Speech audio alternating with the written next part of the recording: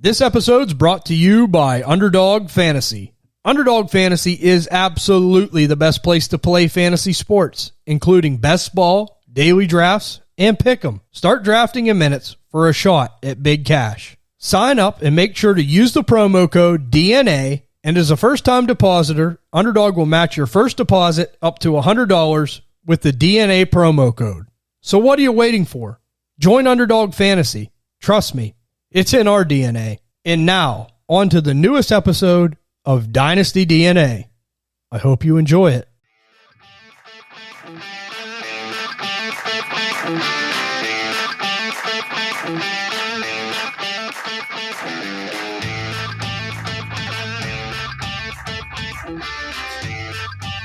Welcome to the Dynasty DNA Fantasy Football Podcast, where we talk Dynasty Fantasy Football, fantasy rankings, and everything NFL. Join us and dominate your Dynasty League. It's in your DNA. And here's your host, TJ Blake. Welcome back, DNA Strand Crew. Yes, I'm the host of the Dynasty DNA Fantasy Football Podcast, TJ Blake. You can find me on Twitter at FFTJBlakeDNA. And as always, we're joined by our show architect and co-host, the A-Train Andy Blake. You can find him on Twitter at FFATrainDNA. How you doing today, Ann? Good. How you doing? We're doing good. And next in the line of order, we got the producer, the co-host, Ty Blake. You can find him on Twitter at DynastyDNA. Ty, how you doing today, Ty? Pretty good. How's it going? We're doing good.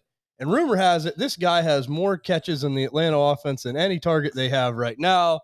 It's Muscles Ryan Mail. You can find him on Twitter at DynastyDNA. Mus, how you doing today, Mus? Not too bad. What's happening? Oh, we're doing good. Everyone's telling me that you outperformed Kyle Pitts last weekend. Yeah.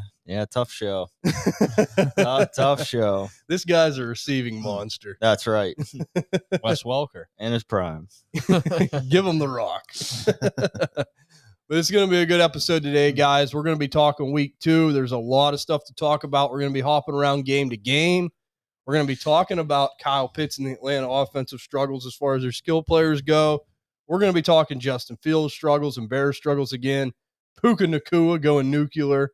Jordan Love and the Packers offense looking like they're the real deal, taking more of a stride. Philadelphia Eagles running backs. I mean, there's a smorgasbord of topics to talk about today, and I'm ready for it. How about you guys? Yeah, I definitely am. As we said in week 1, we don't want to overreact, but now it's week 2, and you see the same stuff. You want to start reacting. Yep. Yeah. You want to be ahead of the 8 ball here. Yep, for sure. And we also want to bring up the Discord, guys, the Dynasty DNA Discord. I know I bring it up every week. This thing is rocking and rolling, getting closer up to 80 members now, and it's just great over there. The interactions, everybody talking, sharing their trades, sharing their start-sit questions, and we're doing a start sit every Sunday right around like noon. Nicholas Holt, Dynasty Wiz, is hosting it. We're doing a little start sit. Some of us will be on there. We're going to try to be on there every week. And if you have a start sit question, you can ask us directly on the Discord. So that's kind of really nice. And you think that's it? It gets better. Nick, Dynasty Wiz, is going to be giving away a Jahmyr Gibbs mini helmet for the Dynasty DNA show. Signed mini helmet, Jahmyr Gibbs. All you have to do, if you want to be involved and want a chance to win the Jahmyr Gibbs mini helmet, is be a member of the Discord. The link's in our description on our Twitter page. All you have to do is click on that and join. Everyone's welcome. It's free. If you're a member of the Discord and give us a 5-star review on any platform, whether it be Spotify, Apple Pod, Stitcher, Google, any one of them, I can name all of them that you can do it on any one of them. You do those 2 things, you'll be entered and have a chance to win the signed Jahmyr Gibbs mini helmet. So, Nick, I think this is awesome. We appreciate you doing that for the show. I can't wait. I mean, this guy, I'll tell you, man, Dynasty Wiz is the man. Yeah, he is. Hey, we really appreciate it, man. I got a question for you, just so people aren't confused. What if you are already 5-star review on the Discord? Well, then you're in. You're entered in. You're in. Yep. So it's going to be a nice giveaway. It's just the new people that want to join. Yeah. And too, like I said, you give that 5-star review, you're entered. So you have just as good a chance as anybody. Hey, everyone loves a good giveaway. Yep. Yeah. So it will be interesting. Make sure you check that out. Make sure you join the Discord and do that 5-star review, and you'll be entered to win the Jahmyr Gibbs mini helmet. I got another question. Yeah. Can I be in? Well, I mean, I was trying to see if there's ways to bend the rules, but no, unfortunately, the four of us are out by default. I don't know how that happened. I mean, I was kind of bummed out about that, but I suppose as long as someone else is happy. That's right. Also want to bring up, guys, the website, dynastydna.net. I bring it up every week. The great writers over there have articles coming up all the time. All the podcast episodes are over there. It's just the place to be. I mean, it's a plethora of fantasy football information. I love the website. So it's such a nice tool outside of the Discord. It's another nice tool for as far as fantasy football, trying to win championships. Hey, them articles are nice. And if you want access to any of the podcast episodes, they're over there. So you got to check that out. But there's going to be no breaking news today. We're going to hop right in because there's so much to talk about. And we figure, a lot of the news is injury related. Right. So we're going to be bringing that up in the games as we go, some of the more devastating injuries that we've seen. And I'll tell you, there's been a lot of injuries, unfortunately, this year, right out of the hop. But the first game we're going to talk about right out of the chute here is the Minnesota Vikings versus the Philadelphia Eagles. A lot to take away from this game. Minnesota's kind of doing what we predicted them to do this season. They're 0-2 right out of the gate. Philadelphia, a lot of question marks there. I'm going to turn it over to Ann first. Ann, what do you want to talk about as far as Philadelphia, Minnesota? I think what we have to talk about is DeAndre Swift. Yeah, baby. Boy, he went off. And, I mean, that's a big thing whenever Gainwell, he misses time. And, I mean, Swift really didn't get much usage week 1. And this is why I always say we don't want to overreact. We don't want to sell him. I mean, people are selling for a second, a third. Yeah. I mean, that's crazy. Yeah. Absolutely crazy. I know. I said I'd sell him for a first. Ty backed it up and offered a first, and I declined it. Damn. But I do think that he is going to be the lead back here. Now, as I say lead back, I'm going to say 55% of the carries to 60, 65. Yeah. Maybe more of the Miles Sanders role, which I think he fits that role perfectly. And there's no 90% guy unless you're Kyron Williams, but which we'll get into that. But I just think DeAndre Swift, maybe some owners are trying to get out. They're trying to get what they can get. And if I can get him for a late first, I think I would do that. Yeah. Especially whenever you got guys like Nick Chubb, who got hurt last night. David Montgomery looks to be week to week. They're saying day to day. Montgomery came out, which was weird. He's like, yeah, I'm week to week. It's like, well, I guess you're a fucking doctor now. So, okay. Yeah, Barkley's out. Barkley's going to miss a couple weeks, and it's an ankle sprain. Eckler's out. So, as we're trying to find pieces to win, I mean, because that's what we want to do. We want to win. And I think DeAndre Swift could definitely fill in for you for a late first, and he offers great upside. See, I was going to ask you that. I was just curious to see what your feelings on were. I think that's a good trade as a contender. If you could get him for a first right now, because I'm like you, everything you mentioned with these running back injuries, and too, we've said it week to week. I mean, the NFL is not a bell cow league anymore. No. It just isn't. And if you can get a DeAndre Swift that's touching the ball 60% of the time with his pass catching prowess behind that offensive line. Yeah, and that's the key. That offensive line is so good. Yes, they are. Now, Minnesota was only rushing 3, and Jalen Hurts did not look good. At least the first half of the game. Second half, he started to even it out a little bit, but first half of that game, he did not look good. They would rush 3, go back into a zone defense, and he just couldn't find anybody. Finally, they established a run. Said, if you want to rush 3, then you want to drop your backers, that's fine. We'll just take our big guards and tackles and just push you back. And that's what they did. Yeah. Yep. And two, it's just amazing to me, with Shane Steichen. We've seen him with the Chargers. Justin Herbert looked good. We've seen him with the Eagles. Jalen Hurts looked good. See him with Indy now. Anthony Richardson's looking good. It's almost like when he leaves, these quarterbacks get in a little bit of a funk. Yeah. I mean, I'm not saying that's all the reason, but it has to be a little bit of the reason. Yeah, and another downside of DeAndre Swift, though, is Jalen Hurts getting them 2 1-yard plunges. Yeah, That's just going to happen. I mean, they did that last year, and it can't be stopped. No. When they just push him past the line, it sucks. But there's so many fantasy managers. If it ain't Jamal Williams taking it, it's Jalen Hurts. It's another J. So Or Josh Allen, another J. Yeah. If you're a fantasy manager that don't own Jalen Hurts, you're screaming for that play to be illegal. And if you're a Jalen Hurts owner, you're screaming for that play to be good to go all the time. Yep. So it's interesting. let's go to the other side of the ball. Alexander Madison, what a disappointment from him. I mean, Yeah. it's a really weird situation because every time that guy came in, the relieve Dalvin Cook when he was injured or just coming in, to give him a break, he looked fantastic. But now that it's his show, he just seems like he can't handle it. Yeah, and and I'm not making excuses for Madison, but this was a tough test going up against this Eagles run defense. But the thing is, though, you got to hold on to the ball. Yeah. 2 fumbles. Yeah. I don't like that either. But as far as Alexander Madison goes, everyone knows that I wasn't high on him. I wrote an article. He was one of my pitfall players to avoid. I think that you were buying him at his peak pricing to where you were paying too much for an average guy. And you're seeing it. I mean, if he was so good, Dalvin Cook would have been gone a year earlier. And I mean, I'm no Madison fan either, but his volume, it is there. That's something that is, 76% of snaps, 73 the week before. Horrible matchup. If you played Madison this week, it was because you had nobody else. Yeah. But the thing with Madison is, too, Garrett Bradbury was out. Darisaw was out. It's probably the best defensive line he's going to see all year.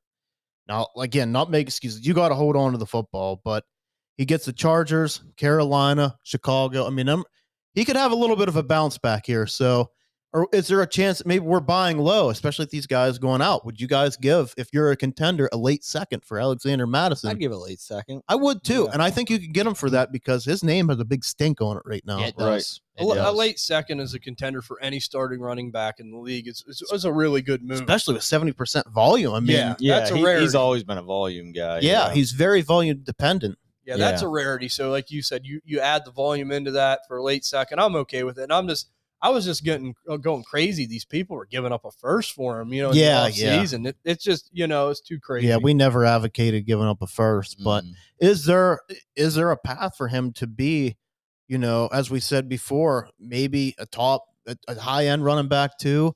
I mean, on volume possibly, but the touchdown's got to be there. And you just really want to air out the ball. Yeah, they do. I mean, they're not really running. As he is getting 70% of snaps, they aren't running the ball a ton. Yeah, Kirk Cousins 364 yards with 4 touchdowns. Quarterback 1. Yep. Hey, gosh darn it. You guys think maybe a Jet? You think he gets the Jets possibly? Kirk Cousins? I mean, Be interesting. Yeah, possibly. Who's behind him in Minnesota? I don't even know anymore. It ain't Kellen Mond No, anymore. it's not.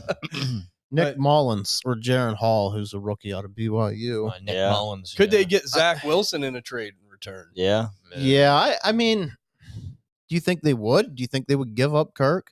I mean, don't look like they're going anywhere at the same time. No, because they got the Chargers next week. Well, that could be a win. Because Brandon Staley sucks. That could. I just figured it just kind of be like a match made in heaven because I think they're in rebuild mode. Yeah. Kirk's on the final year of his deal. Yeah. Jets need a quarterback. Yeah, So- I mean, I would definitely.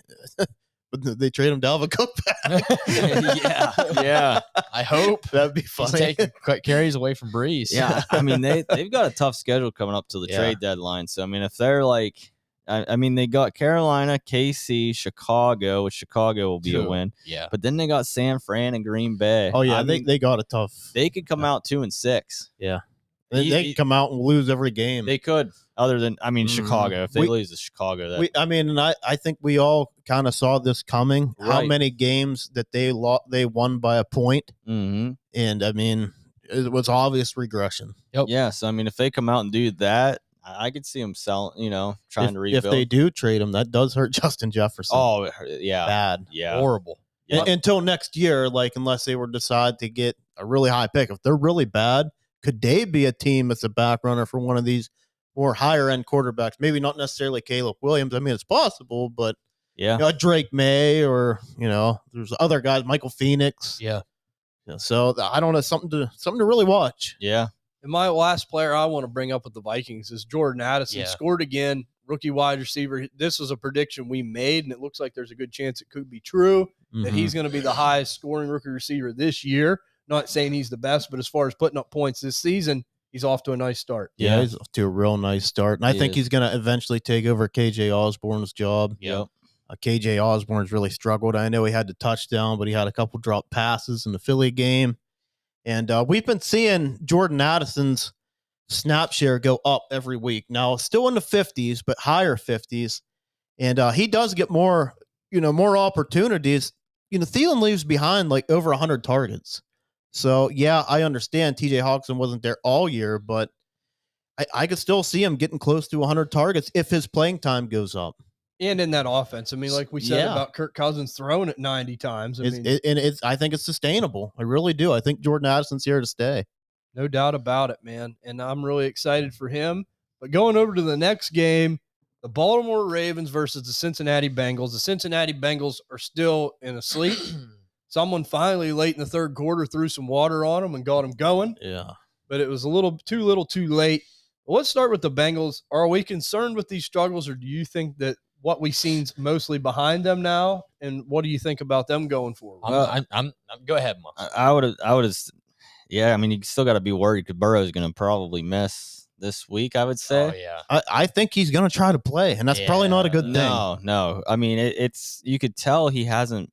I honestly think coming out of the game, it's just because he hasn't played. I mean, he missed with that calf injury or whatever during preseason. He didn't play during preseason. He probably missed practices and stuff like that. So I feel like these were like his preseason games to get. Mm-hmm. But now he's going to go right back to square one if he doesn't play. Now, if he does play, like you said, that scares you. Yeah, it's real scary because this line is not great. No. I mean, he's not getting the time. He's trying to force a ball into Jahmyr Chase, and defenses know this. Yep. They're just taking away Jahmyr Chase, and finally he realized that he has T. Higgins, and he's Tyler Boyd with eight targets. So, yeah. I mean, he's just going to. And that changed, though. Like Andy said, early in the game, he was forcing Chase. Mm-hmm. It seemed like in the third quarter, mid to late third quarter, Higgins really got more involved, and Tyler Boyd was getting more targets. Yeah. But I'm like you, this calf injury is a problem.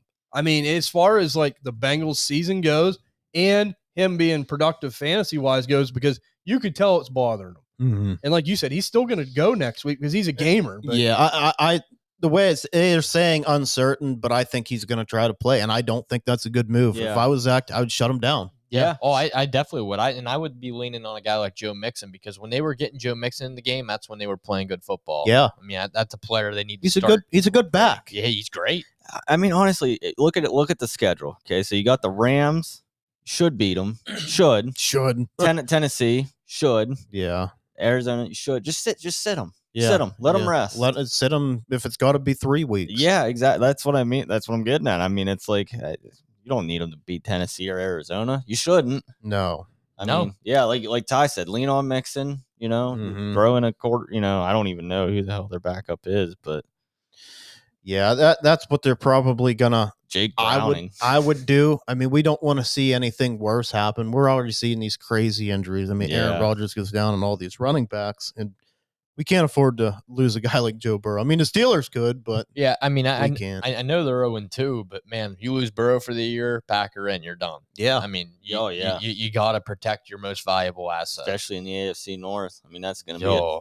Yeah, tough division. Yeah, and it's bad for Cincy. They just keep doing this sleepwalk thing in these first couple games to start every season. They need to try to maybe next year get off to a better start.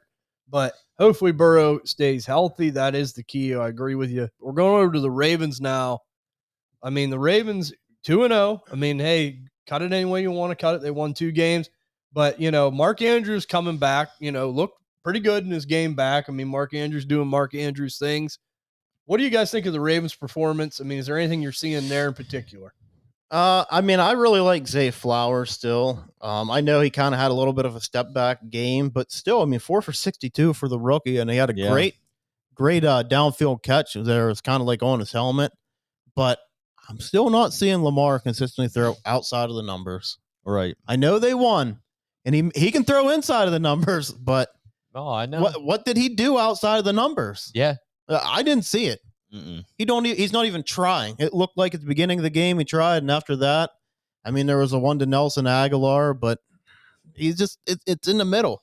I don't know why defenses just don't protect the middle of the field more. Yeah, I mean, when Mark Andrews isn't there, it's a glaring difference. Yeah, it really is. And that's what I said, like there was a lot of people upset with Lamar's performance last week, but I said Mark Andrews is back. He's going to get 20-plus points because he's going to target him. And I'm like you. I don't understand why people don't double Mark Andrews. Yeah. I mean, I would take away the middle of the field.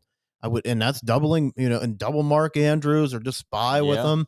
I mean, he doesn't look good running the ball. he don't look like Lamar a couple years. He just doesn't. Right. And we've said this. Yeah, I yeah. mean, every year it's going to downgrade. We've seen it multiple times with quarterbacks that run. Lamar's a hell of an athlete. I don't want to take nothing away from him. He's a hell of a football player, but like age yeah. Gets everybody. And when you take a beating like Lamar has taken, where he's only playing 13 games the past couple years, the end sooner than later. Yeah. And he just got all that money. And you brought up those receivers. I mean, Odell 3 for 29, Rashad Bateman 3 for 18, Zay Flowers 4 for 62. I mean, like you said, as far as throwing on the outside, it wasn't much there. No. But going into the running game, now this is something that's pleasantly surprising for me. And you guys know this. Gus Edwards, yet again, 10 carries, 62 yards, and a touchdown. Reliable as reliable can be. He's one of them guys, if you can get him late in drafts, because we know the Ravens running back injury problems.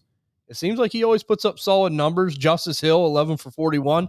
Didn't look half bad either. No. And, these guys, if they are available on a waiver wire, this could be a nice move for you to pick them up. Yeah, I mean, they're really like a thunder and lightning. I mean, Gus Edwards is a pounder, and Justice Hill comes in and, he changes the pace. He's a speed guy, so. Yeah, I mean, it does suck they lose Dobbins. I don't think it hurts near as bad with these two guys. Right. They are definitely capable. If you need a back, if you need to give up like a third or something, but they'll bring somebody else in eventually. Oh, They always do. Not this year, but next they will. Yeah. If you're a contender in a short-term fix, if you need a running back for a week, I think, like you said, a late-round draft pick, these are nice targets. Yeah, if you're anything middle of the road, just get rid of them. Yeah. Get rid of them because they'll bring somebody else in. Yep. But as far as fantasy production, yeah, I mean, For this year, they're going to be. For this year, they'll be used. Mm-hmm. You got to give it to Gus Edwards, man. Like I said, year after year, probably one of the best backup running backs in the league. Mm-hmm. Yeah. We're going to go over to the next game here. It's the Seattle Seahawks versus the Detroit Lions. Boy, this was a good game. I mean, really explosive game. And, when we were talking on the Discord, as far as the start sits go, we did some game predictions. I did pick Seattle to beat Detroit because I love Detroit. I'm happy for them, but this is the kind of game they lose. They come off a huge win against the Chiefs, and then they drop this one to the Seahawks. But let's just dive into the Lions for a minute. Jared Goff, another nice game for him, 323 and 3 touchdowns, looking good. Amon-Ra doing Amon-Ra things, did not score. But Josh Reynolds, and I know Muscles, I give you credit on this. This was a player last week that you said provides some value as far as not giving up much to get someone that could score some points this year. He ended up with 5 catches, 66 yards, and 2 touchdowns. What do you guys think of the Lions' receiving situation? Yeah, Josh Reynolds is a really solid number 2 guy. Yeah. He's playing a Jameson Williams role, and he's doing a great job. Yeah. I mean, if you have Jameson Williams, I'd be a bit worried because this guy what if he does take it over? I mean, Jared Goff's nothing special, but on play action, Jared Goff is elite. Mm-hmm. He looks so good on play action. He finds a guy every time. Yeah. If it's not Amon-Ra, it's not Laporta. He's throwing downfield a little bit more, and it's going to Josh Reynolds. So, yeah, I think he's a tremendous contender buy low type guy. Yeah. Absolutely. And like I said, Jameson Williams, I mean, if they're getting production out of Reynolds, why would you change it? I mean, I know they lost a game, but why would you change it? I agree. That's really concerning. It definitely is concerning. And, Laporta looked good too. 5 catches, 63 yards. So, I mean, he's kind of finding his niche in this offense. And the usage, they are using him as a rookie. Like, this is huge. That is huge. If you have Sam Laporta shares, I'd be very excited. Yeah. Yeah. He's on the field all the time. They're looking for him.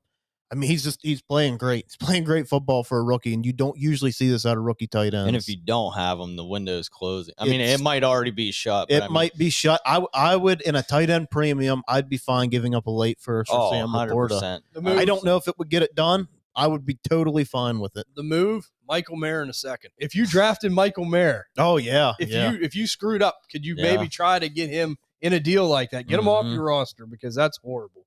So I really like Sam Laporta. Had to bring him up. Too. Yeah, Gibbs with 9 targets. I mean, it looks like they're going to target him a whole lot, which no surprise. I think that's the biggest story of this game for fantasy wise. Montgomery going down now. Yeah. Gibbs is going to get the keys to the car. But is he though? Craig Reynolds. They pounded Craig Reynolds out there after he was hurt, and that's just the story, man. And that sucks. Yeah, it does. You use the 12th overall pick. Listen, okay, so DeAndre Swift, you trade him for a 4th.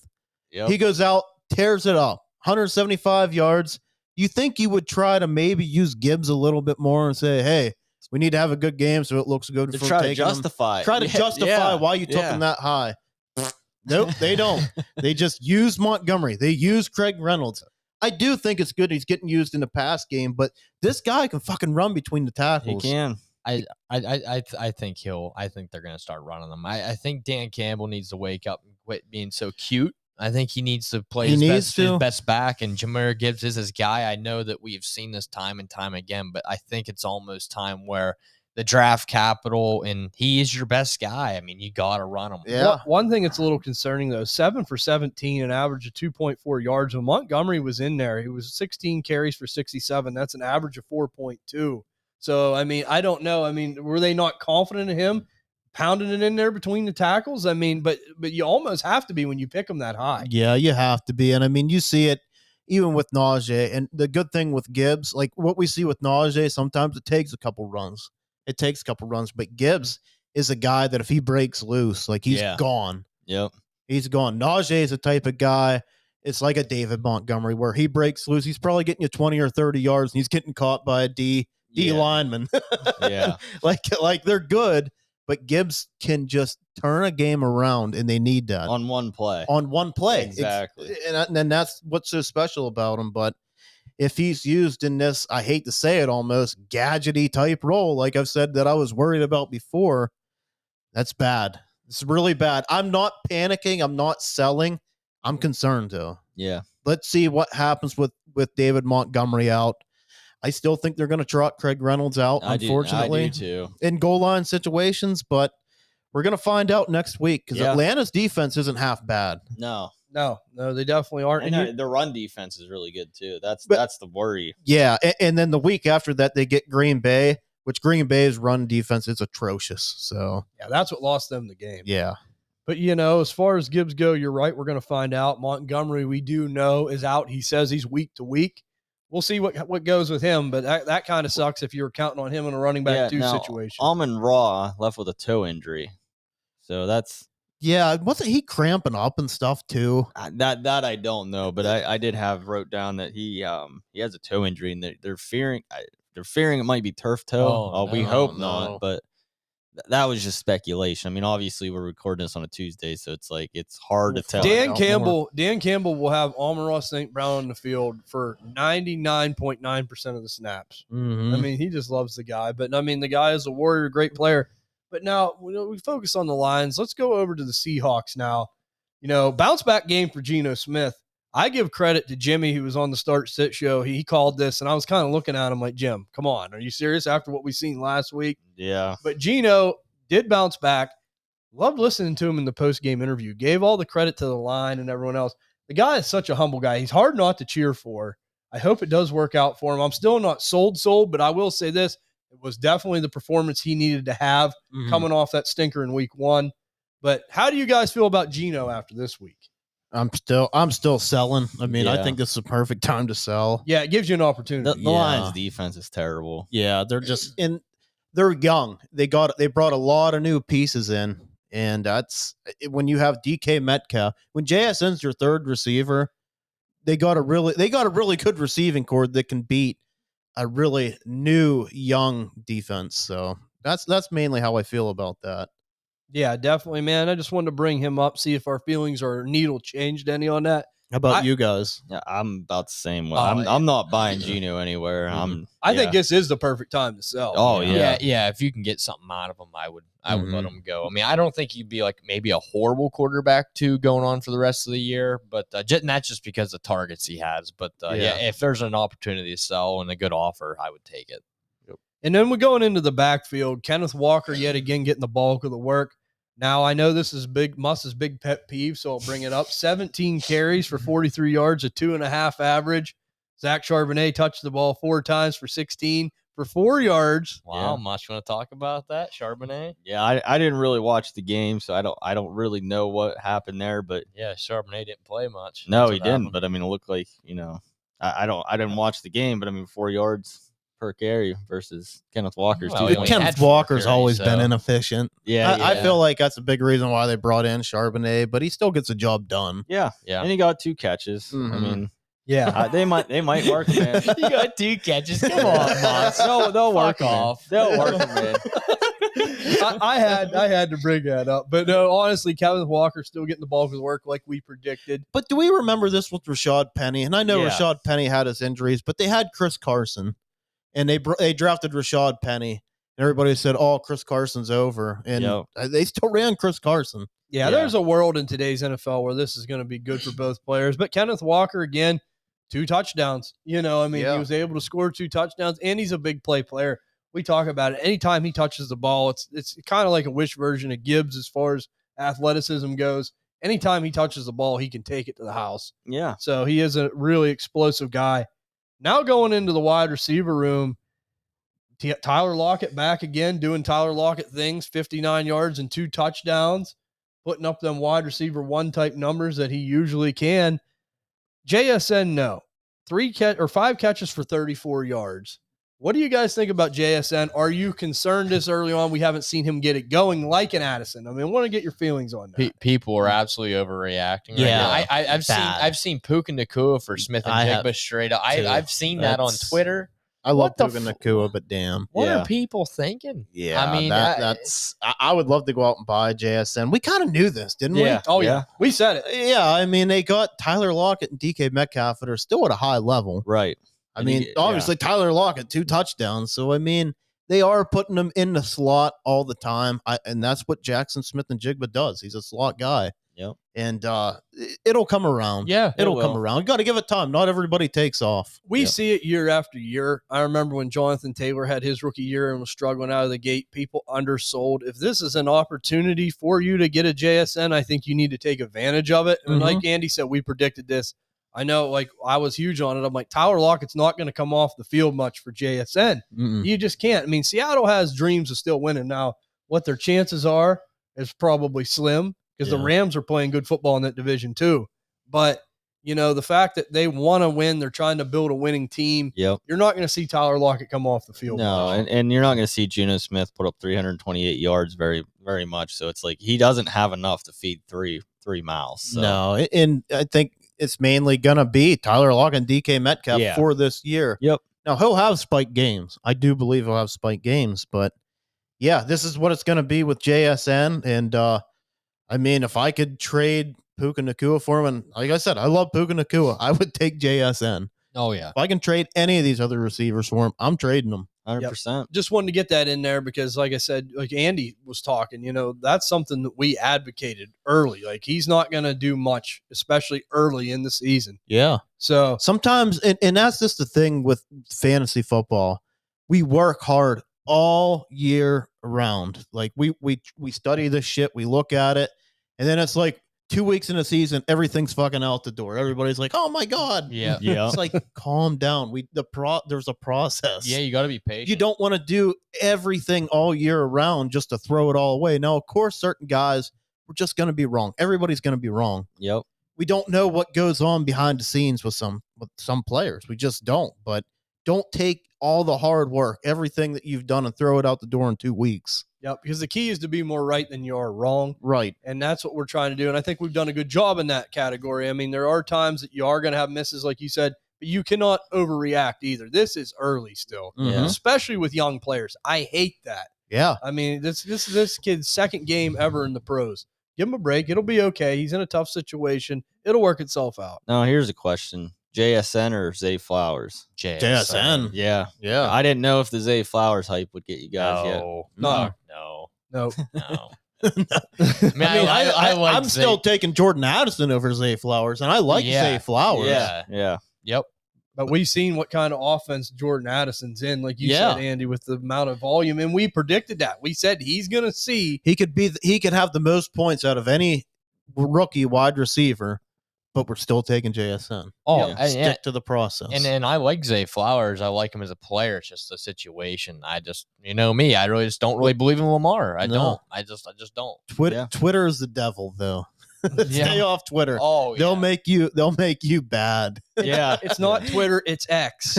But anyhow, we're going to move on to the next one here. It's going to be the Colts and the Texans.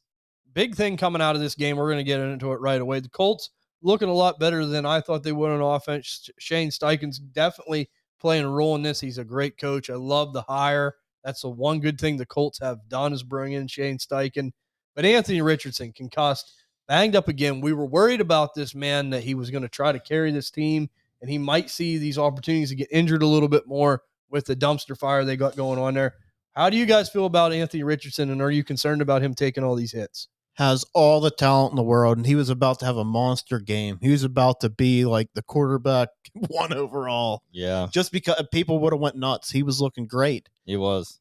But 2 games, 2 injuries. Yep. That's concerning. That's very concerning. I mean, I love how they're utilizing him, but I mean, possibility was he concussed last week, and that was kind of a concern. Took the hit, smacked his head, and good for him. He pulled himself out of the game and said, I'm not right. I mean, that's your health comes first. But 2 games, 2 injuries. He gets the Ravens next week. And I think Steichen, though, is doing a great job finding ways to get Anthony Richardson easy passes. So as far as a passing standpoint, we still haven't seen it. Yeah. He's going to struggle. He's going to have his struggles, but running the ball, I think he's everything that we dreamed of. Yeah. He's the Madden character that was created. Yep. And he's Shane Steichen's guy, man. I mean, that's the kind of quarterback he loves to coach, someone that's that athletic. The only thing I'd change in the Madden character is his injury. Right. That's it. Yeah. Right now it's at like a 40. Yeah. We need to get that bitch up. And I just think they need to tell him, though, when you see there's someone coming for contact, just get down. It is not worth getting injured really badly. I mean, I know you want to win the game, but, right now we need you to be healthy. Yeah. So I'm really impressed with what I've seen with Anthony Richardson in this offense where there's really not much help. He's really carrying them, man. He really is. Hopefully he can go. We'll see. Hopefully this is just a minor thing and he can get back on his feet and get rolling. But no, there really wasn't much to talk about in the rushing stuff. Zach Moss, I mean. Yeah, baby. Zach Moss. Going Good up streamer. Yeah. Going up against the lonely Houston Texans defense, he had a nice game. But going into the receivers, here we go again. Michael Pittman, 8 catches for 56 yards. 12 targets. 12 targets. Yeah. We knew this guy was going to see volume. And, man, how do you guys feel about Michael Pittman? I mean, if Anthony Richardson comes back, especially, he's just going to keep tearing things apart. Even Minshew goes to him. Oh, I know. I think your chance to buy Pittman for a first is closing. Oh, yeah. I think it's closed. Yeah, You're not might getting be. him for a first. Yeah, I mean, now you're going to have to pay more than a first. Or it's, if you could still get him for a first, I'd go get him for a first. 25 years old and getting the volume he's getting. Yeah. Yeah, it's unbelievable, man. The guy is a target monster, and I'm so happy that, we were advocating go get Michael Pittman for a late round first. I mean, that's just stealing right now. I have him in a lot of underdog leagues. That's awesome. Yeah, I'm happy. I mean, he kept falling. Yeah. I mean, I know Anthony Richardson's still a question at throwing the ball, but as I said, they're finding ways, and he's hyper targeting him. That's the best thing you want to do. And we're even seeing it out of Kenny Pickett. He's gone a lot to George Pickens. Yeah. It's kind of his guy. Like, get the ball to your best player. Yep. And I mean, it's not even close. Like with Alec Pierce and Josh Downs. Like, you don't like Alec Pierce? Not really. Oh, okay. Now, does it worry you that he is going there too much? That defense is maybe kind of try to shut him down, like the Ja'Marr Chase effect. Yeah, but I think Steichen's that guy. But you got to remember too that Anthony Richardson's such an elite runner that, I mean, can they afford to do that? True. That's true. That's a good point. And Michael Pittman's a style player. When he's covered, he's open. Yeah. Throw it up to him. Let him Mhm. make a play for you. Yeah. That's what's great. And I think that's why they're not shy about going his way. Now, the other pass catchers, Will Mallory, the rookie, 2 for 49. Nice to see out of rookie tight end. Okay. I mean, maybe he can build off that. Alec Pierce, boom, boom, boom, 2 for 28. Big surprise. Horrible. But here's another one. Josh Downs, 4 for 37.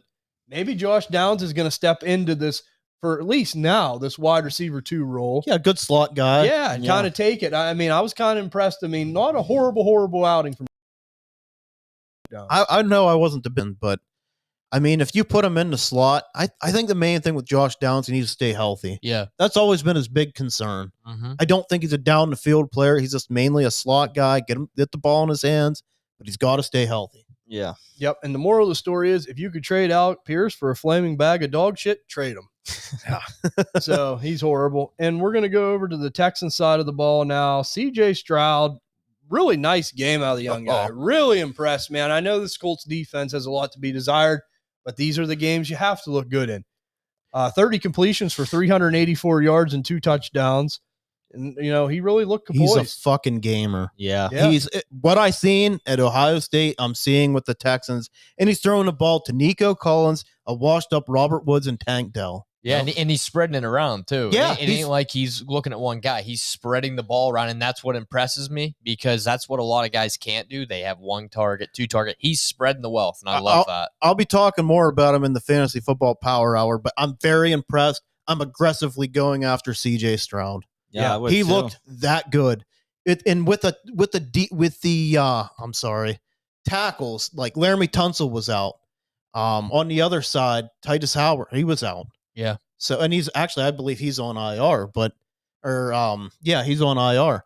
But anyways, he was sacked a lot. But if you get him time, he just finds people, man. He finds people left and right. It's just like I said last week. He's a cool, calm customer. I mean, he's just composed. And how about Nico Collins? Yeah. 146 and a touchdown? Yeah. I mean, Nico Collins is somebody that I didn't think had it, but no, I was playing Tank Dell in DraftKings. I picked the wrong damn guy. Well, Tank Dell's got a good game. Yeah, he did. I just wish I had Nico. He had a good game, but yeah, Nico, man, he's really stepped up. I think the Panthers made a really bad decision. Young over. Yeah. And I mean, that's something that we all said it. Yeah, I couldn't believe that they took Bryce Young over CJ Stroud. We all said that CJ Stroud was the best pure thrower of the football coming out, and he definitely looked like it yesterday. Yeah, so I mean, if you have CJ Stroud, I'd be very excited, because once this line gets a little bit more healthy, once he gets just acclimated in this offense, and wait till they get some weapons. I mean, you like I said, you're throwing to these guys. Yeah. So yeah, I'd be very happy if you had CJ Stroud. And they're honestly, like, they really trust the guy. I mean, his second game, remember, he threw it 47 times. Yeah. That's impressive. Yeah. Now, they were playing from behind a lot. Now, that's the one thing. And getting into the running game, man. Dameon Pierce, 15 for 31. What a letdown. Yeah. He just, nothing's there, and he don't look right. He don't look like he did last year. Right. I'm not giving up on him, but I'm not real happy. No. I'm not real happy at all. And I think a lot of it has to do with these injuries to the line. Yeah. I really do. I mean, that makes a difference. When both your tackles are out, I mean, that's, and like you said, when you're playing from behind. Now, I know the Houston Texans, both their safeties were out too. Okay. So that's kind of concerning. And I mean, Anthony Richardson didn't have to throw the ball in the first quarter, but I mean, that's concerning going forward. They need to get their defense right. Absolutely agree. But it was a lot of these young guys for the Texans. Tank Dell, we brought him up. Really impressed. Nico Collins had a nice game. CJ Stroud, though, looks the part. Yeah. It is exciting. I'm looking forward to seeing him next week. Hopefully you got Tank Dell in the 3rd round consistently. Yeah. Because that's one thing, as I said, I thought he could possibly be the best route runner in the class, and he's showing it. And you know what's funny? And we said this, now it is early, but we said this, man. The early receivers, I mean, Quentin Johnson, of course, I mean, we're going to get into that. But, I mean, there were some guys that are like, man, they're good. But we said, man, after in round 2 on, there was some pretty solid pass catchers in this draft. I think just what scares people off Tank Dell, and me included, and why he was a 3rd round pick is the size. Yeah. It's just plain the size. You don't really see guys at his size be consistent, good NFL receivers. And he has yet to show it, but he's looking damn good in a short amount of time. Yeah. One more thing to bring up too, real quick. Joe Mechie's first game. He only had a catch for 17 yards. They didn't play him much, but he's back. So hopefully he gets a little more playing time, because it just doesn't seem like they're playing him much right away. Yeah, he only had a 17% snap share. Yeah, so. I think with Robert Woods there, though, I think you'll see Robert Woods get faded more and more and more. I think he's there for a veteran presence. I mean, let these young guys play. Yeah. Kind of the Allen Robinson role in Pittsburgh. Yeah, just like that big brother role, and I don't think that's a bad thing, but I think once, the season goes on, let's get these young guys on the field a little more. Yeah. We're going to go over to the next game here, and here we go, man. Here we go again. The Chicago Bears versus the Tampa Bay Buccaneers. Ty, I'm going to let you start with this one with the Bears. I know that you're a big advocate of, being a Bear, not a Bear fan, I should say, not a Justin Fields fan. What do you think coming out of this game with the Fields situation and the Bears? Well, first of all, I'm going to pull Nate Diaz. Hey, I'm not surprised, motherfuckers. The guy sucks. I think we all have to come together and do a kumbaya. The guy's just not good. I mean, I think we all have to agree on it now. The guy cannot throw a football. Even the rushing has went down. He looks lost out there. Coming up against the Buccaneers defense, who's not very good at all. I mean, I thought this would be the game where Justin Fields at least break out and run the ball all over the place. That didn't happen. And there's been clips all over Twitter just making fun of the guy, which I do feel bad because he does get a lot of slander, but he's just not an NFL quarterback starter. I mean, it's just not good enough. He's not finding the open guy. No, either. he can't. No. He just can't see it. Yeah. I mean, I saw clips on Twitter where like DJ Moore's wide open, like waving his hands. There was two guys open on that red zone play, and he went right in the pressure and right into the D line. Yeah. I mean, the pocket was collapsing. I don't know. I don't know if he's just embracing the, just kind of like he knows he's gonna get rushed, so he's just like he's just panicking. And I do every single snap. And I do get like he don't have many great options, and the organization holds a dumpster fire because like I see it with Kenny Pickett. Like I like Kenny Pickett, but like the offensive coordinator really holds him back, I think. But man, there's times where you just see the guy, and even with all that bad stuff, he just does not look the part. Shame on the coaching staff and shame on the coaching staff. Oh, it is. It's just like all his simple mechanics just out the window. Just doesn't fucking matter. Right. I mean, he's going in shotgun and going 15 yards behind the line and making it harder than it has to be. He's not reading defenses. He's running into his own guys. He's not running at all. They're not putting him out of the pocket. They finally got DJ Moore the ball. Levante David, I shared something on Twitter, said they knew the screen was coming on the pick six that they got. Yeah. They knew it. He was smiling. If I'm Getsy, I would be embarrassed. I would resign the next day. It's bad in this offensive line, man. It is. They put a lot of faith in Braxton Jones, who's a late round guy. He sucks. Yeah. He's not good. It was a fun story, but it's over. And he fired up. The one thing I don't understand, where did the rushing go, man? Yeah, and that's a coaching issue. Like the rushing's nowhere to be found. They just want him to throw the ball. They want him to be like this West Coast style quarterback, and he's just not. No, he's not that. And I mean, like I said, simple mechanics. We seen Claypool slacking off last week. That's coaching. Yeah, that's coaching. And what I would say to Chase Claypool, which he did have a bounce back game, what I would say to Justin Fields, you don't want to do it? I'll find somebody that will. Yeah. Because you're not doing it. No. And that's what was our biggest fear with Justin Fields, man. And it's looking like this fear is going to become reality before long. 0-2. The Chicago Bears have not won a football game dating back to October 24th of 2022. I've never seen a Chicago defense this bad. And they went out and spent money on it. Yeah. They got rid of Roquan Smith. Why? Yeah. Why would you get rid of he was in his prime. Why would you do that? Like, they're just making stupid errors. Like, they did a great job in trading the first overall pick. Okay, you did a good job, but you're not capitalizing off of it. No. And here we go with Justin Fields. And I said it, and I've seen it all over Facebook Reels. I've seen it on TV. The Chicago media is starting to get on Fields. And they're losing. They just lost to the Buccaneers. I mean, it really wasn't close either. I mean, it's not going to get any easier for them. I mean, I think they might be in play for a real high pick. Yeah, I do too now, and I was wrong. I'll just say I was wrong. Yeah, I really too. He could end up having an okay season. He's quarterback 16, so like it's bad. It's not horrible, but like what we're seeing on the field is horrible. Yeah. It just is. Let's just say this, though. Like, if Caleb Williams were to go to Chicago, are you worried about Caleb Williams? No.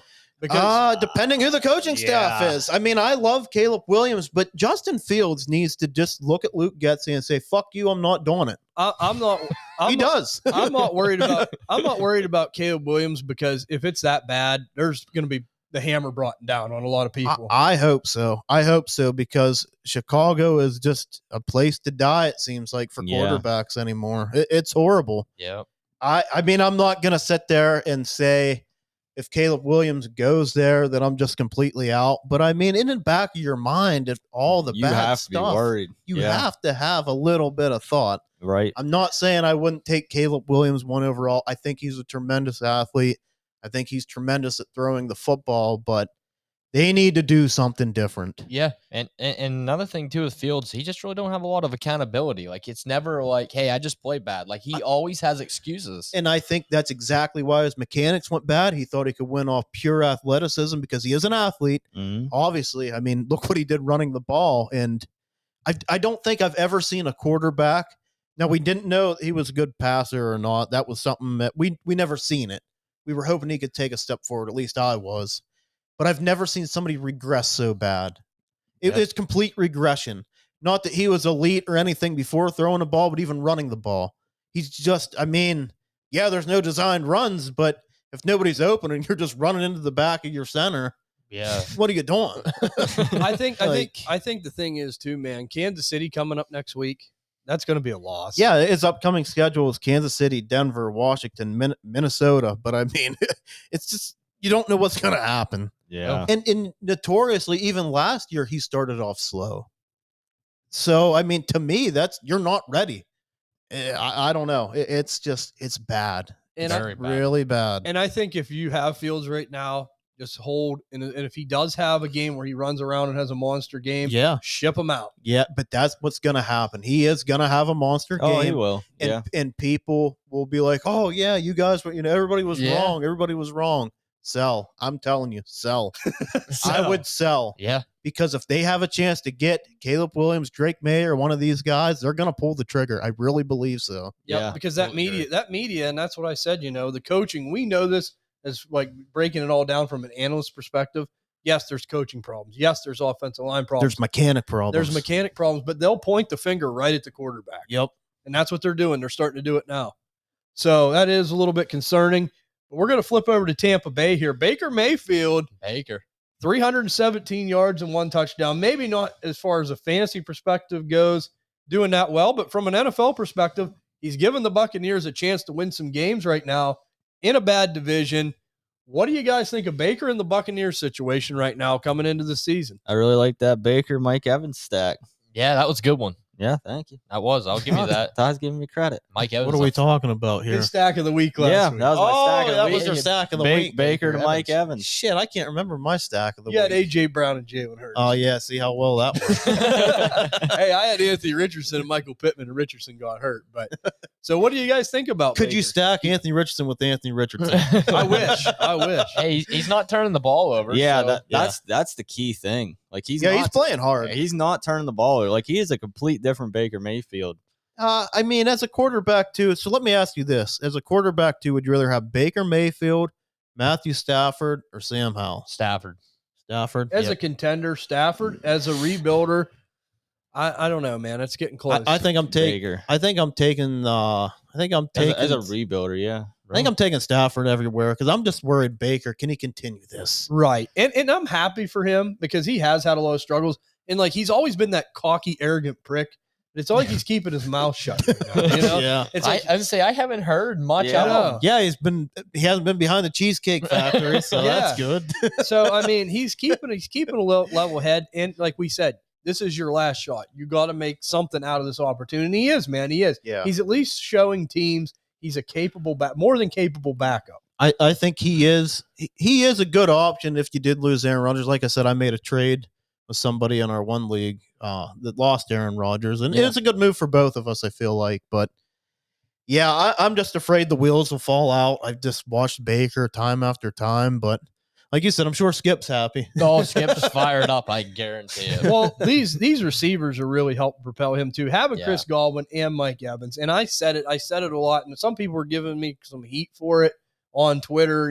I said Mike Evans, I think is going to be a lot better than people think because one thing we know about Baker Mayfield, he will throw it down the field. Now, did you guys see the play where Mike Evans just literally fucking just pushed? I think it was Eddie Jackson. Yeah. He's behind him, just shoved him to the ground, caught the ball. It was like a 60-yard touchdown. I love like, Mike Evans, man. I do.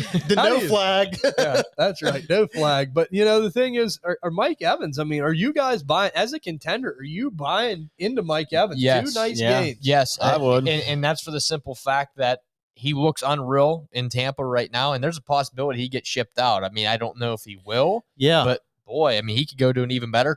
Maybe Kansas City. You'd never know. I think my main concern again is just Baker Mayfield. Can he continue what he's doing? And he's looked good the first 2 weeks. And I'm like you, Ty. I think there's a possibility they could ship him out. Yeah. So I it can only get definitely better do. for him, I think. As a wide receiver, too, or a flex play right now as a contender, he'd be a nice player to have. Yeah. Oh, 100%. So last player I want to bring up is Rachaad White, 17 carries, 73 yards and a touchdown, and he also caught a few balls as well, 5 for 30. Nice game out of Rachaad White. Yeah, really nice. Yeah. game. This is a bad defense, but he took advantage of it. That's what we wanted to see. Yep. And Sean Tucker, I was just getting ready to say 8 that. carries, 7 yards. Yeah, not good. Yeah, and he had the longest 7 yards. So holy shit. I think I was really worried week 1, which he still got 79% of the snaps, but his yards per carry were horrible. But we know what he is catching the ball, and he's showing it. So hopefully he continues doing it. Chase Edmonds, I believe, is hurt now. Yeah. Yeah, he is. Yeah. So wonder if they're like a sneaky Kareem Hunt? Yeah. Yeah. Chase Edmonds is MCL sprain, so he's Which it's still Rachaad White's backfield. right. Does Sean Tucker have any value though? Because he's probably the number 2 now. No. You don't think he has any value? No. If you had Rachaad White and you wanted Sean Tucker as a handcuff or something, Yeah, that's mainly what I'm saying. Yeah. Because obviously you're not paying a second, but as a handcuff, would you pay like a third? if I was a contender and I I'd was try really, fourth. Try a fourth? I don't know think if- you'll get him for a fourth. I don't think either, but I don't think I could pay a third for him. I know. 'Cause he just hasn't looked good. No, he really hasn't. No. it just depends on what you could get. If that's the best you could get it for a 3rd round pick, but if you have Rachaad White and you wanted to handcuff him and you wanted to make sure, okay, I guess. I've always said, 3rd to 5th rounds. You can go ahead and gamble that, but Yeah. it just depends on your roster construction, I guess. If I didn't have Rachaad White, I wouldn't even give up a 5th for Sean Tucker. Yeah. I'm just he's not a fan. Yeah, he's not the long-term option by No, any he's means. not. But No, that's third would be tough for me. they but just play such a different style. Like Sean Tucker tries to be explosive between the tackles. Is he? Not really, but And that was a good question. I'm glad you brought that up. I just think there's a lot of people that still believe in Sean Tucker. Yeah. I'm personally not one of them, but I could see as a handcuff to Rachaad White. yeah. Yep, no doubt about it. Now we're going to go over to this next game here, and we're not going to spend a ton of time on it because these guys are juggernauts. The Kansas City Chiefs versus the Jacksonville Jaguars. Patrick Mahomes didn't look that great in the first half. Luckily, he picked it up, started getting it going a little bit. Maybe Kelsey found his footing a little bit, got in sync with him. But going into this running back situation, Isaiah Pacheco, 12 carries, 70 yards. Jerick McKinnon got 1 carry for -2. Clyde Edwards-Helaire, 1 carry, 0 yards. This running back room in Kansas City, I have no faith in whatsoever. No. Isaiah Pacheco is a guy I was never high on, and it just reaffirms that to me. And it just seems like to me, if there is a team out there, they, like Andy said with the Chiefs earlier, they will target somebody. They could bring someone in. They just moved around Patrick Mahomes' I money saw that. to I create saw that. cap room. And this is the difference between the Kansas City Chiefs and the Chicago Bears.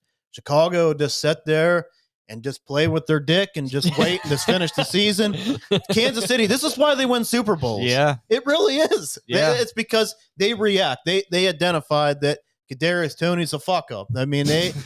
He can't catch the ball. He's a good athlete, but he's a knucklehead. Yeah. They realize that, and they realize what they have in Isaiah Pacheco is just So will they go out and get Jonathan Taylor? Will they go out and try to get Mike? They're going to make a move. Yeah. They're going to wait to the trade deadline. They're going to make a move. Yeah. And they will improve that situation. They'll improve the situation because they react. They don't just stay stagnant and just say, well, we're getting people to come to the game. This is why they're a good franchise. Yeah. This is why they're a juggernaut. And let me ask you this, man. Last player I want to talk about, and I have no faith, but I know there's some people out there that are real excited. We fly high in the sky. Sky Moore. How do you guys feel about his game? Is there a chance for him to be anything? I'm happy for him. Yeah. I am. I mean, he's somebody that's kind of taking a lot of heat. I would use this to sell. I'm not in on Sky Moore. No. Sell with a capital S. Yeah. Yep. I think he's a nice-ish like late round best ball guy because he's gonna have these spike weeks. Yeah, exactly. He is. But like he's a guy I cannot start in my lineup. Unless you have absolutely nobody else. But he's not a guy that I could put in even a flex spot and feel happy about it. Even last week, like I said with Kadarius Toney, like it's just. I go back to that. The dude's so talented. Yep. He just doesn't care. I don't know. Like his head's in the clouds. It is, and then he's he's going to get hurt. Like that's a given. Yep. So I mean, it's just I don't know. I think what they really need to have happen here is Rashee Rice step up. Yep. Yeah. Or Travis Kelce to shake it off his injury and Was that a Taylor Swift reference? No. Okay. Stay healthy. I'm gonna look over and Muscle have that photoshopped on his phone as the background of his phone. Travis Kelce and Taylor Swift. I just this is why I love the Chiefs. They'll get it together. This was somewhat of an ugly game for them. Like you said, Patrick Mahomes didn't look the best, but I mean, as we're saying that. 305 yards and 2 touchdowns, and he looked. I'd say that's a bad game for him. Yeah, he was able to shake it off. Yeah, better watch out, Travis. But we're gonna go over to the Jacksonville side of the ball, and this one, man, what's going on with the Jaguars? They look so good at times, and then they'll do this inconsistent stuff. Trevor Lawrence, I mean, 22 for 41, 216 yards. What do you guys think about the Jaguars? Are we like concerned, especially like in these bigger games? It seems like they fold like a cheap lawn chair sometimes. That's exactly it. Like he can look so good at times, and then like you're like, what the hell? Like, what are you doing? Yeah, I agree. I mean, Trevor Lawrence just not a good game. No, not a good game at all. And I think the offensive line is a problem. Cam Robinson was suspended for the steroid shit, so I think they get him after 4 weeks. Yeah, they could use him back, and they also drafted a lineman. I can't think of his name right now in the first round. So they're just young. They need to get it all together. Something else is really concerning. Tank Bigsby, I don't even think he had a carry. No, he didn't. Dearness Johnson did, but he didn't. Yeah, so that's kind of weird. I thought Tank looked okay. Did he fumble week 1? Tank, I don't know. yeah. Maybe that's why. Yeah, I don't know. I mean, that's a little bit concerning. So Travis Etienne, 12 for 40. I mean, Travis Etienne's turning. I mean, he had that nice game last week. He was my big sell. Hopefully you sold him when you had the chance. I mean, I think that you're going to see more of these. He'll have big games. But he'll also give you games like this. And I think you're going to see more of this than you will the big games. You might get 4 to 5 bigger games, and you might get a lot of this. Yeah, this just seemed like a plan that just didn't work. Yeah, for the Jaguars, just whatever it did, I would just throw it out the door and try something else. Say they have to be disappointed because they had the Chiefs. I mean, their defense played really well all game, and I mean, the offense just couldn't muster anything. They have to be disappointed about this one. And the last thing I want to talk about with the Jaguars, and this is something that we talked about, and I think it's going to be a problem if you have these two players every week. Christian Kirk, 11 catches for 110 yards. Calvin Ridley, 2 for 32. It was flipped last week. It was basically the exact opposite. It was flipped on its head. Mm-hmm. So, are we going to see this to where it just seems like Lawrence locks into one guy? Maybe like he isn't as efficient, maybe getting it to both players at least yet. And it is concerning, but what do you guys make of the Christian Kirk, Calvin Ridley situation? Yeah, it's scary, but I mean, he had 8 targets to Ridley and 8 targets to Ingram and 14 to Kirk. So it's not like he's just looking at Kirk. It's just I didn't really watch just his day, I guess. Yeah, it was just his day. I mean, I don't know why Ridley only caught 2 on 8 targets. But this is why, to me, Travis Etienne was a big sell because Christian Kirk is going to be effective, and we've seen it. Travis Etienne, I don't even know. Did he have a catch? He had 2 catches for 2 yards. 2 catches. So, 2 catches, 2 yards. So, I mean, I think there's just going to be days or weeks where it's Kirk. I mean, it's kind of like any team. I mean, even if you look at the Buccaneers, it's been Mike Evans, but it wouldn't surprise me if Chris Godwin pops off here very soon, and he has a big week. Yeah. I think they're both very talented receivers, and I mean, we seen what Calvin Ridley did week 1, and that's why I said, and I'm still standing by it. I was wrong. I still think Calvin Ridley can play at a high level, and we'll see it here in and out. It'll be hit and miss. And we said, man, there's a world where these guys both could finish wide receiver 2s. I mean, decent mid-range pack wide receiver 2s, especially if Jacksonville can get it going. Yeah. You know, I mean, they definitely have that capability. They're both talented. Yeah. So, they get the Houston Texans next week, and like I said, if both them safeties are out, I mean, we could see a big day for Trevor Lawrence and both these receivers. Yeah, absolutely. Going over to the next game, I'm happy, but I'm torn at the same time because I wanted to see them win, but they blew the game. Their defense, their running defense was horrible. Atlanta took full advantage. The Atlanta Falcons versus the Green Bay Packers. We'll start on the Green Bay side of the ball. Jordan Love, yet again, showing out. Didn't really have many targets. A lot of people injured. A lot of the veteran presences on that team were not there. He went at 14 for 25, 151 yards and 3 touchdowns. I was thoroughly impressed with Jordan Love. We've seen it back-to-back games. The Atlanta defense is definitely a step up compared to the Chicago defense, and he was on the road. I really liked what I seen out of Jordan Love. I said it, and you guys know I've been high on him even in the offseason. What do you guys think of Love, and do you think he keeps sustaining this? Yeah, I definitely do. I mean, Romeo Doubs had big questions for me. I know he didn't have the best day, but he's a good outside guy. He is. I was a little bit off, I think, on Romeo, but Jaden Reed, man, another great game. Woo-hoo. Another great game. He's playing mainly out of the slot, so I think he can sustain a lot of this too, and he's not getting a lot of snaps. His snap percentage is not great, so I think that will continue to go up. And Luke Musgrave was on the field a lot. Another rookie tight end that we're seeing, a lot of snaps out of. And Christian Watson, when he comes back, Christian Watson is going to be able to stretch the field. So will he get some big down the field catches and open things up for guys like Doubs and Jaden Reed? So what about Dontavian Wicks? Oh my God. I know. When he caught that touchdown, I'm like, we were laughing. I'm like, I'm sure Andy's, but yeah, we said this about. I was at Applebee's. I rolled my eyes and just fucking kept eating. We said this about Dontavian Wicks. He'll make a play like he did for the Packers there, and then you'll throw him a 5-yard curl route and he'll drop it. Yeah, I mean, you just never know what Wicks you're getting. That's it. 9 times out of 10, it ain't a good one. But I do think, though, if Aaron Jones was playing, the Packers would have won this game. Yeah, and that's another thing I wanted to bring up, too. I mean, A.J. Dillon, just a slug, as we all kind of, know. A.J. Dillon is so below average. Looks like Tarzan, plays like Jane. That's right. That's a great. I love it. It's so true. It is. It's very true. And, I agree. Once Aaron Jones is back, too, I mean, for him to have such a good day without Aaron Jones, without Christian Watson, once again, 6 touchdowns, no interceptions. He's just taking care of the ball. He is. He's looking good. Yeah. Yep. Agree 110%. I really am happy with what I've seen out of these young guys in the Green Bay offense. This is a team that if I can get shares in, I've said it all offseason. I want to get shares in now because I think it could get even better. Yeah. Like Andy said, when Christian Watson gets back. So we'll see what happens. Going to flip over to the Atlanta side of the ball here.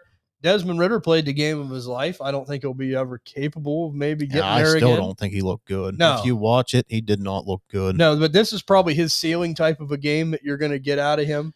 This is such an Arthur Smith offensive back with Tennessee. As you know what I mean? It's just this has Arthur Smith written all over it. So my question to you guys is, even though he didn't look great, Atlanta is winning, and they're going to continue to run the ball. Do they bring in anybody else? I mean, as much as I don't think Ridder looks good, he might be safe. Yeah. That's all I'm saying. Like, I think he might be safe. You got a good point, because, I mean, they're not going to get a top 10 draft pick playing the way they're playing. No. Safe. He's safe, and Kyle Pitts is definitely unsafe. I know. My God. Yeah, I think that's what we need to touch on. Yeah. Yeah. Johnny Smith's getting more catches than he is. Like, what? I'm actually starting to get a little worried for Pitts. Yeah. I am too, because I thought we would see a little bit of something, and we're not seeing anything. It's not even really his fault. Now, I do remember Sleeper had the alert of saying that Kyle Pitts is like the 5th option. You remember that? Yeah. Yeah. I mean, Mac Hollins is out here catching balls, so the Mac attack. And what really sucks for him too is something we identified very early as Bijan Robinson's a great pass catcher. Oh, Yep. he's a That little thing he beast. does with his leg, a little Oh whoop. my So god! he's going to cut into Pitts too, and that's my biggest concern, guys. If you have Kyle Pitts rostered right now, my biggest concern is I've said this, and you know this, and I think you're on the same page with me. The hype train for Kyle Pitts these last 3 seasons has been through the roof. Yeah. Brock Bowers is coming out next year. He'll be the new thing. It's the next big thing.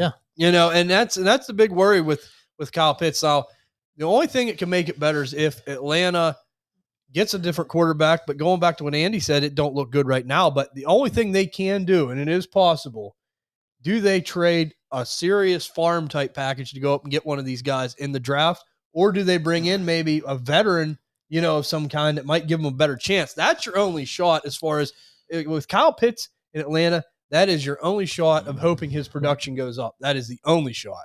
Yeah. I just don't know with Pitts.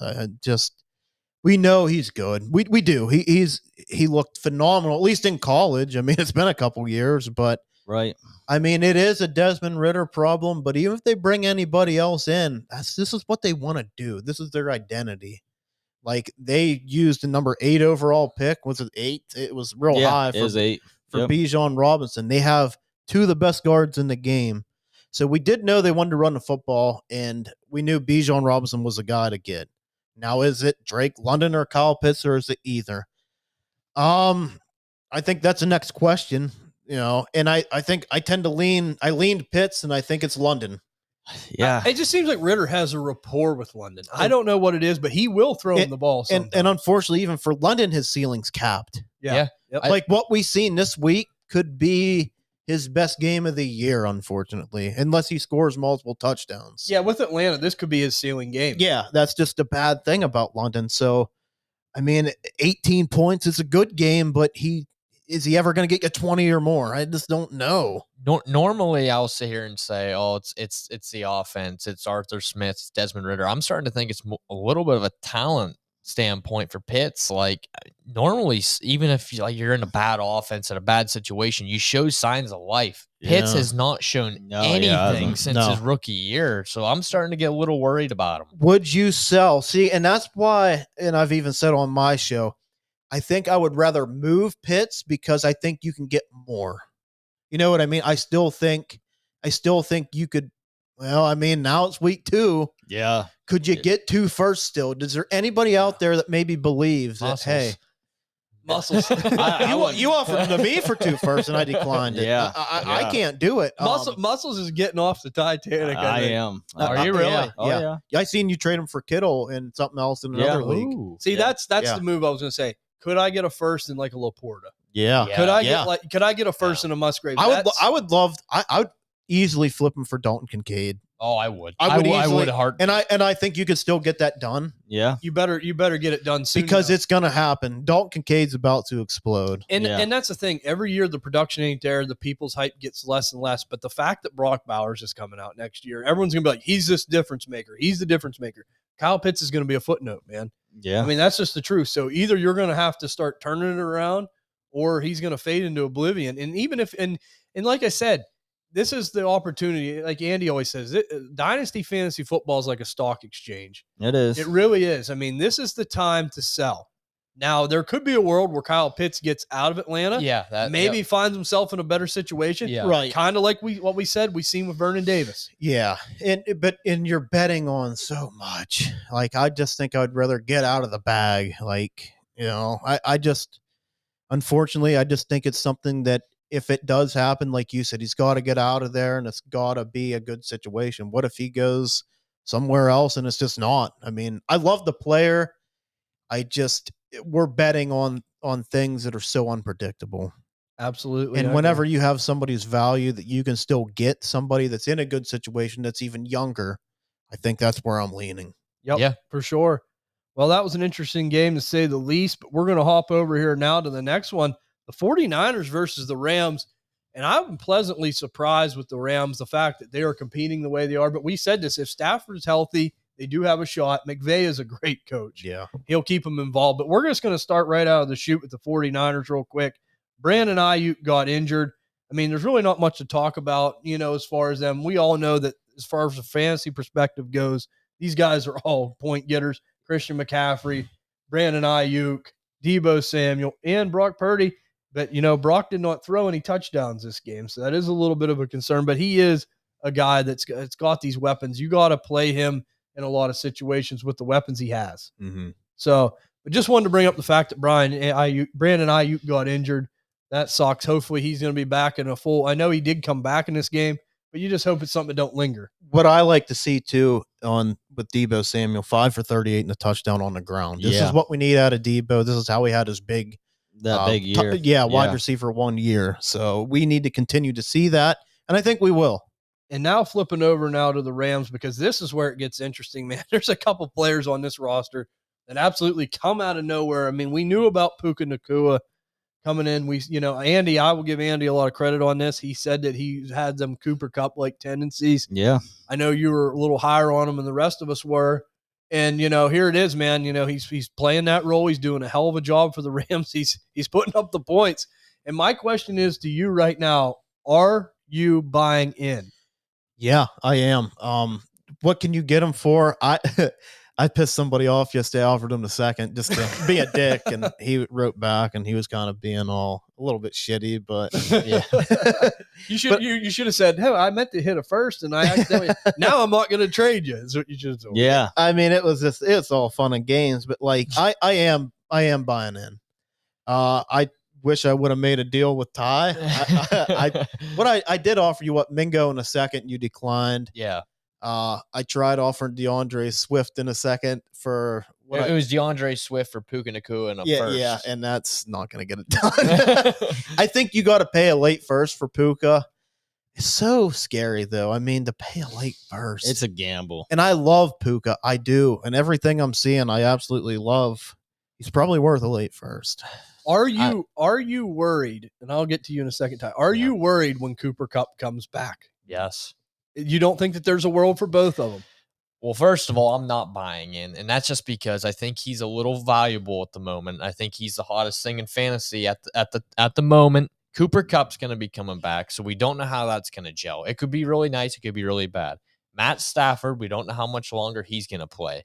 Another thing you got to look at, Tutu Atwell has played really, really good too. I mean, he and Tutu Atwell is not anything special.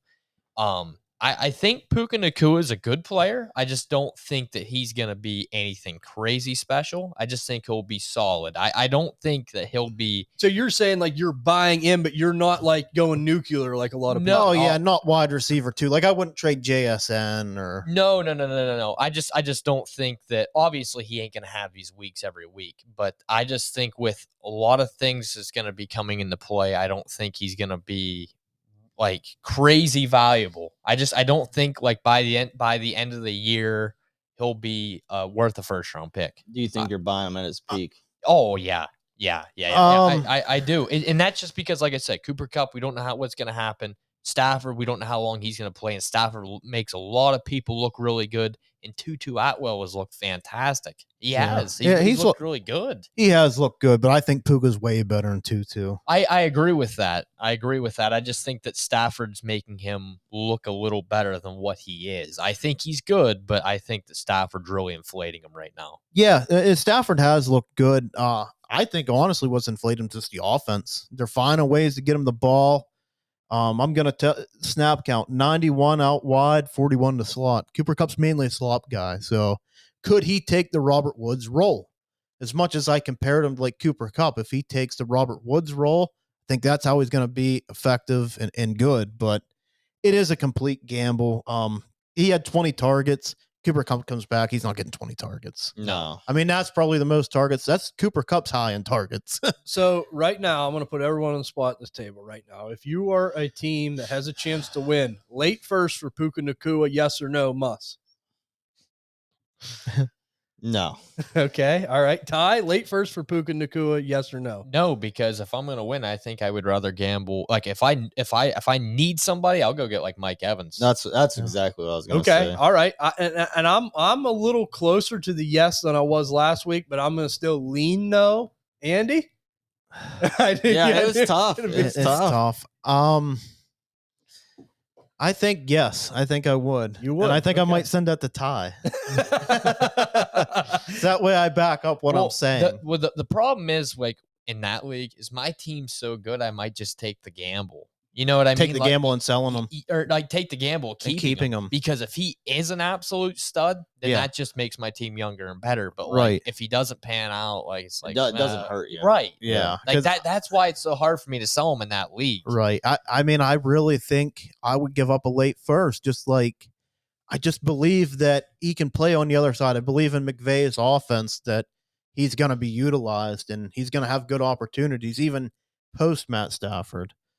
Everything I'm seeing, I mean, he's setting records. Oh, yeah. He has the most receiving yards out of the first 2 weeks of any rookie ever and most receptions. Yeah. So, I mean, it's almost like it can't be a fluke. Yeah. But yeah, I really like, too. Like, he's running big boy routes outside. Like, he's doing things that some of these rookies are struggling with. And, I mean, he's a later round guy. So, I believe in him. He's not really a crazy athletic. He's great against zone. And everybody runs him. He's so good at finding open spots. He's a competitor, too. That was one thing that I've always loved about Puka. He has that attitude of, like, I want to win. Yeah, he's made some tough catches, too. Yeah, he has. And, I mean, going against the 49ers defense as Steelers fans, we know firsthand they're no joke. Yeah, absolutely, man. It's like, the Rams found, like, the $20 DVD. It was in the $2 bin at Walmart. And someone mismarked. They found that. No doubt about that. Really nice play for them. Now, the last player with the Rams I want to talk about is Kyren Williams. Yeah. Another nice game. It seems like he fits this team really good. And while we bring up Kyren Williams, Cam Akers, I give Andy all the credit in the world on this. Yet again, asking for a trade. There's not a good marriage with the Rams. There's problems there. This could definitely be it for Cam Akers. Hopefully you sold high. But what do you make out of the Cam Akers, Kyren Williams situation? Kyren Williams, 95% of the work. Yeah. I mean, he's just been the guy. He's been, not even great, but 10 targets. I mean, they definitely want to throw the football. And what's Kyren Williams special in? He was a great pass catcher out of Notre Dame. Not the greatest between the tackles, but still enough that if he's getting this much volume, he's going to put up fantasy points. He fits this Rams offense. The whole Cam Akers thing, I really wasn't that surprised, to be completely honest. Like, whenever he did what he did last year, he had a cupcake schedule. And what happened? They wanted to try to trade him. So they were trying to put on a bit of a clinic and say, hey, give us whatever you'll give us for Cam Akers. He came out week 1, completely sucked, didn't look good. And they just said, fuck it, we'll just not even activate him, try to trade him. We'll get whatever we can get. And, will they trade him? They're saying that everybody's interested. I don't think there really is. No. I think that's a smoke screen. I do too. I think he is on the James Robinson train. And I hate to say it, but he's probably on the James Robinson train station. Yeah, he's out of the league in a couple years. And I'm glad we addressed that in the offseason, saying, you need to get this guy off your roster, because that's exactly what we predicted. He come out and he stunk the room up, and then to me, this was almost like it was right in everybody's face, but nobody wanted to believe it. So you know what I mean? Like, everybody was like, oh, well, he did good last year, but something happened that's behind the scenes. Oh, yeah. I mean, even post-injury, something happened to where it's just there was a bad marriage. Yep, absolutely. And I'm like Ty, if you would have sold, it was the perfect time. Oh, yeah. And I'll just bring up, too, I really like Kyren Williams. I mean, he's doing a lot of the dirty work right now. He's playing real hard, getting a lot of volume. I just hope with all that volume, you don't get hurt, because he's not a very big guy. Yeah, and I really hope we see a little bit of Zach Evans here, too. He was at North-South, big-time hit hard guy, but hasn't obviously done anything. He's been a healthy scratch even this week, so that could be very short-lived as well. Right. Yep, no doubt about it. Really impressed with the Rams. I know, like we said, Stafford McVay always gives them a chance if everyone's healthy, and they definitely have an opportunity here. Yep. They're looking good. Hopefully everyone does stay healthy. Yeah. We're going to go over to the last game I want to talk about real quick, and it's the Steelers-Browns game. This one hits close to home, guys. Matt Canada and that offense yet again look like complete dog shit. Luckily, our defense bailed us out. I'm going to start on the Steelers side of the ball. Kenny Pickett yet again struggled. Not really happy with what I've seen out of him. The offensive line is bad. kind of like we said with Justin Fields. I mean, you can build in a couple excuses, but sometimes you just got to get out there and do it. But the offensive line's bad. The play calling's horrible. We actually started moving the ball one time, and then we run a jet sweep and lost 5 yards. Yeah. I mean, it's just stupid. I mean, I'll let you guys open up on this. Yeah, Kenny Pickett, I'm very worried about. Yeah, I'm certain too. I'm very worried about what we've seen in preseason. I know it's only 2 weeks. What we seen last year, throwing the ball into real tight windows and just real good short accuracy. That's where he was elite at. Really took a step back. I mean, slant routes are behind guys. Decision making is very questionable. And I agree. I mean, the coaching's definitely bad. I mean, between Matt Canada and Eberflus, it's just they're very, very bad coordinators. But for some reason, we knew this last year, and they decided to keep him, and they'll probably play him out the rest of the season, unfortunately. And the Steelers will do what they always will do. They'll go 500. Yeah. And people will justify, next year, and it never will get better. No. I mean, the only good thing about Kenny Pickett, the Deshaun Watson, we're not paying him all the money that the Cleveland Browns are. And we will get into that. Yeah. But my question is, okay, the running game, yet again, inefficient, ineffective, but, they did not get a lot of opportunities. Najee, 10 carries, 43. That's a 4.3 average. Yeah. 10 carries. Yeah. I mean, we got to see a little bit more than that. I mean, Jaylen Warren, 6 carries for 20, 3.3. They did have some success, but they would not stick with it. Well, Najee is very volume dependent. He's not a guy that's a Jahmyr Gibbs, as I mentioned earlier, that's going to take one to the house for 60 yards. He's just not that guy. Yep. Right. He's bang, bang, bang, and then he breaks one. Yeah. And we've seen it. You're right. But they go away from it. Absolutely right. There was so many runs under 2 yards that he just, Yeah. And then that big run kind of propelled that average. So, Exactly. kind of, So, you got to stick with it. And, I mean, they just continue to put Kenny Pickett in 3rd and long. Yeah. And they know they're going to throw the ball, and they just key back. I mean, I don't know how many 3rd and 10, 3rd and 8. I mean, we had multiple long 3rd downs that obviously they're going to throw, and the defense knows that. And for Najee to be successful, we need to sustain the longer drives. Yeah. That's how you wear the defense out. Exactly. And then you punish them with Najee Harris. Yeah. But we can't drive a ball. We didn't have one play in the red zone. And I like Jaylen Warren as a handcuff. I like him as a change of pace guy. He's not just a 3rd down guy. We obviously seen it when Talkie went right through untouched. Yeah. and nailed Pickett. I mean, he just completely missed a blitz. Najee is a good pass protector, and he's a big guy that's not afraid to get in there and can pound. He's just as big as some of them linebackers. Yeah. So we need new play calling. We had 26 points, but that's 2 defensive touchdowns. yeah, 2 defensive touchdowns. Our defense stepped up, but they on the run, they are soft as baby shit. I mean, this is one of the worst run defenses in the league. I mean, I know we faced Christian McCaffrey, but Jerome Ford, fucking 70-yard touch while he's down at the 1. But if Nick Chubb would have stayed in, it would have been a Nick Chubb feast day. And my prayers out to Nick Chubb. I mean, that was just a brutal injury, and I hope this isn't career ending. It's the same knee injured. Yeah, that was bad. Yeah, we'll get into more Browns talk. The last player I want to talk about is George Pickens. The only one that showed up. That's The right. only one It's my boy. that showed up. 4 catches for 127, 1 touchdown. We've been talking about how explosive this guy is. Get the ball to 14 any way you can get it to him. It's just like what we said last week with the Bears. DJ Moore's your best player. Get the football in his hands. Yeah. Especially in the middle of the field. Yeah. You seen it in preseason against Tampa. He made the safety look like a dumbass. Yeah. Especially against Cleveland there. He got there. He went right by them. What I don't understand is they play such off coverage and Kenny Pickett doesn't get him the ball. I seen that multiple times. The defender's playing 10 yards off of him. Get him the ball. Yeah. He's very fast. He's physical. If you even want to play the screen game, you've seen his yak ability. Yeah. Get the football in his hands. Oh, boy. The Lions just called up Bam Knight. Uh-oh. Starting roster. Oh, boy. Sorry, Gibbs. there it goes. But now we're going to go over to the Cleveland side of the football. Deshaun Watson, 22 for 40, 235, a touchdown and an interception. He did have 6 carries for 22 yards. This is exactly what we expected from Deshaun Watson to start the season. You're going to have games maybe where he can get you up and around them 20-point ranges, but he's just so inconsistent, man. Yeah. He's not the guy that he used to be in Houston. We were worried about this, and we've seen it. I mean, like you said, with the running game, one thing I will say, yes, I'm concerned about Pickett, no doubt about it, and I'm not making excuses.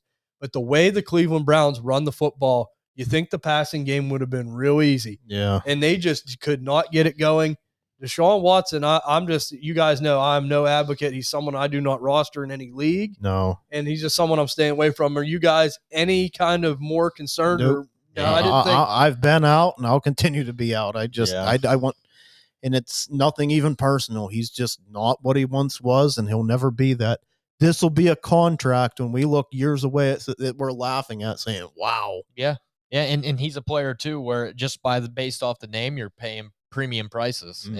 It's just that simple because everyone thinks that he's going to be the guy from Houston. He also fumbled twice too. Yeah. So he held on to the ball. Just didn't look good. I was worried at the end of the game when they started identifying that Levi Wallace is possibly the worst cornerback in the league. It took him like 3.5, 4 quarters. Yeah. I mean, and then we got to see that, but yeah. we definitely got to see that. But yeah, Deshaun Watson, I mean, everyone knows that watches the show. He's someone we advocated strongly not to go out and get in drafts or in trades. Someone we stay away from. Yeah. But we're going to go over now to the running game. Nick Chubb, as you said, man, devastating injury. Yeah. Devastating injury. And I feel horrible for Nick Chubb because I think he's one of the classiest players in the league. Yeah. Coming from a Steelers fan, even the fans showed him love there, cheering. I was going to say, I'm very happy that our fans were cheering Chubb. Yeah. Because they respect a great player that just shows up, goes to work, plays hard. And you do feel bad and you worry because this is the same knee, and that hit just was it was disgusting. Well, they wouldn't even show it on the TV. I got to see it on Twitter, but it's not to bring it. I mean, maybe we shouldn't, but like I saw a tweet that was like, we showed Damar Hamlin dying on the field 55 times, but we won't show that injury. But I mean, you know what I mean? It's kind of weird, but I mean, it's sad, and $4 million is a lot to average person, but they said all he has is a $4 million signing bonus, and his contract's over at the end of the year. So like he's got nothing. Yeah, like, this is just bad news. It's bad all the way around. And how about these running backs wanting to get paid, and he was one of them. You know, that was kind of touting, for these guys to get paid, and Saquon Barkley's hurt. Yeah. Nick Chubb's out. Austin Eckler. Montgomery. Austin Eckler was a big advocate. Dobbins. So, yeah, it's something that. And then here we go. The Colts won't pay Jonathan Taylor. Yeah. Jonathan Taylor, that probably gives him more incentive to say, I was probably like, fuck this. Exactly. Right. Yeah, and it's terrible. But now we're going Jerome Ford. Do they bring someone else in, or do you guys think they roll with Jerome Ford? I think they mainly roll with Jerome Ford. I think they do too, honestly. He is good between the tackles. There was stuff out there that he's this great pass catcher. He did catch some passes, but before last night, we never seen it. Right. Yeah. So, but he looks capable. He is good between the tackles. I mean, he went against the Steelers defense, which, like I said, we're one of the worst in the league, but yeah. I think he's definitely capable. Maybe they bring in a James Knight or not James Knight, Bam Knight or somebody like that. I don't see him maybe bringing Dan Campbell ain't letting him go. But I don't know. Do they bring Kareem Hunt back? I don't think Kareem Hunt. Yeah, I'd say that marriage is over. Yeah. I think with Pierre Strong and Ford, I think honestly that's probably what they'll go with. Yeah, I mean, I do too. A lot of it will be internal. Yeah. So wouldn't be surprised. And then the Cleveland Browns passing game, another disappointing performance out of Elijah Moore. I mean, they need to try to find they did look his way some, but they got to try to find more creative ways to get the ball in his hands. Yeah. I mean, I'd like to see it. I'm not knocking Moore. I just think they need to get it to him. They do. Amari Cooper did play half injured, actually had a fairly decent game. So against Levi Wallace, that happens. Yeah. But I'll give him credit for going because he could have easily set out, and he did go. Yeah. So it was nice to see on that end of it. But yeah, I mean, that's pretty much going to do it for the week 2 recap. I mean, there was a lot to digest here. A lot of injuries, a lot of players that we're either panicking on maybe more than we were. Maybe players were a little bit more excited than we were on. So really, really interesting now headed into week 3. Yep. As you all know, Dynasty DNA is sponsored by Underdog Fantasy. Underdog Fantasy is the best place to play fantasy sports, whether it be pick'ems, higher lowers, best ball drafts, all that good stuff. You guys got to go over to Underdog Fantasy, check that out. If you are a first-time user, make sure you use the promo code DNA. And if you are a first-time user and a first-time depositor, Underdog will match your first deposit up to $100 using the promo code DNA. So make sure you do that. We all use Underdog. We all love it. We're going to be doing our Underdog Stack of the Week. And I'm going to start over here with Muss first. Muss, your Underdog Stack of the Week for week 3, who do you got? I normally try to get value here, but I think this week I'm going to pay up. I'm going to go Mahomes, Kelsey. I'm going to try to get that stack in the first 2 rounds. There we go. Against the Bears? Against the Bears. I mean, the Bears are just awful. I could see Mahomes rushing for 2 touchdowns and probably throwing for 2 or 3. I mean, this is going to be a 35, 42, 45 point game for the Kansas City Chiefs, and it's all going to come through Mahomes. So, because they don't really have a run game. So, yeah, definitely think it could be. That's a good one. Must tie your underdog stack of the week for week 3. I'm going to go with the hottest team in football right now. I'm going to go with the Dallas Cowboys, Dak Prescott, CeeDee Lamb versus Arizona Cardinals this week. I just don't see anyone being able to cover CD. Yeah, and they really had it going on even against the Jets. I was surprised they were able to throw it on them like that to CD like they were. That was a good one. We're going to go over to my underdog stack of the week for week 3, and I'm going with another duo that did really well last week.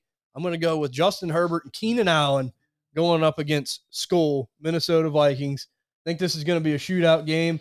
Keenan Allen and Justin Herbert got it going on. It seems like they're really in sync right now, so I think that's a really good option. But we're going to head over here to the A-Train and your underdog stack of the week for week 3.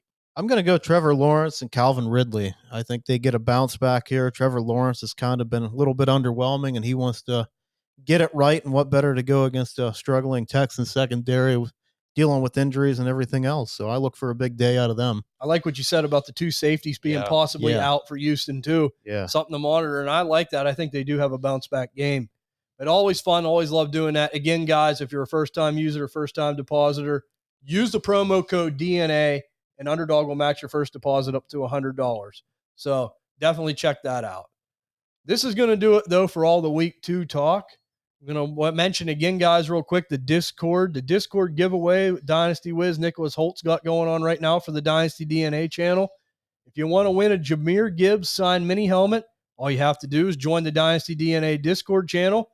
Make sure to click the link in our Twitter. You can go over to there from there. The link's also in all the podcast episodes now for the Discord. Click that link, become a member. It's free. Everyone's welcome. And then just 5-star Dynasty DNA podcast on any major podcasting platform. Just screenshot it and send it over on the Discord that you did, and you will be entered into the Jahmyr Gibbs mini helmet giveaway. So you got to check that out. Make sure you follow us on Twitter at DynastyDNA_. Check us out on Spotify, Apple Pod, Stitcher, Google, Amazon, YouTube. We're on all the big major platforms. Check us out over there. Give a like, give a comment. But this is going to do it for this episode of Dynasty DNA. We'll be back next week for week 3 talk, and we'll see you guys on the next episode of Dynasty DNA. See you guys. See ya.